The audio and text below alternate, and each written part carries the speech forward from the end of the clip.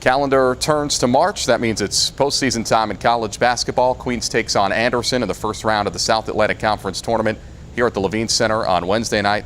Coach Lundy in the final game of the regular season on Saturday. You clinched the South Atlantic Conference CoChampionship in the regular season. Now that you've had some time to reflect on it, thinking back, what does that mean to you? Oh, just happy for our players, the staff, the institution, and happy that we can do our part, to promote athletics here and the excellence that Queens has to offer. It's always it gives you justification for all the work that you put into it, and that's always nice. It's hard to do what we do and not see the fruits of your labor. So I'm just happy for everybody involved. You celebrate on Saturday night. You cut down to the nets. I know it's something you want to do maybe a few more times coming up here this season. At what point does the switch flip? Do you focus now on the next game and turn to Anderson on Wednesday? Well, I think as a staff we did immediately. The players sometimes have a tendency to look down the road, but we for sure are not. Anderson's a very good team, and postseason's a tenuous deal. As soon as you overlook any part of it, your run in that tournament is over. So we take it very seriously. We take our opponents very seriously, and our preparation hopefully will be as good as we can make it. How do you relay that to the guys? Because you are the number 2 seed because of the tiebreaker in the tournament coming up here. I think it's very easy to look ahead and project. We may get Wingate in the semifinals. We may get Lincoln Memorial for a third time in the finals. So how do you then relay that focus to the guys in the locker room? That we started out practice yesterday with we've got three-game tournaments if we're going to make a run at this, and it begins with winning and preparing for each individual game. And I think they take that seriously. This has been a group that has responded to adversity. They've responded to challenges.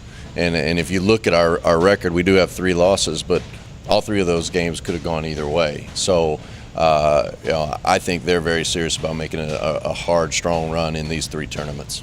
3 losses by a combined 16 points. I'd say that's pretty impressive on the regular season. One game you did survive was Anderson at their place in the second meeting. You won it by 2 in overtime. You trailed by 7 with about 2 minutes left and were able to squeak out a victory. This is an Anderson team that has played well down the stretch, won 6 of 8 after nearly upsetting you guys to play their way into the field of 8 here in the postseason. Did lose the final 2 games of the regular season to Wingate and Lincoln Memorial, but a lot of teams do that, 2 of the top 3 teams in the league. Point being, they've won a ton of games down the stretch to get in. What are they doing differently now that's allowed them to have the late success and make the conference tournament?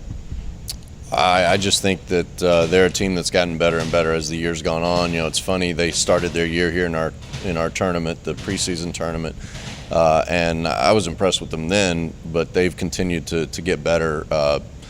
Jeff's a terrific coach, and I knew that this team was going to be dangerous in the postseason. We weren't really happy with the draw.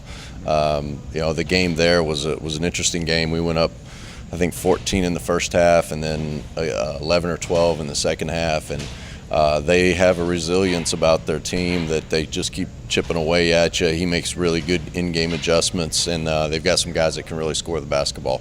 We've talked about Randall Shaw a few times this season. He's upwards of 20 points per game. Their leading scorer, currently second in the conference. He's led the SAC for a lot of this year in scoring. Who's the next threat that kind of concerns you? I know Christian Jeffords off the bench hit a couple of threes in the second meeting. He was a SAC player of the week at one point this year. Who's that next guy off the bench that really hurts you? Oh, they've got a bunch of guys.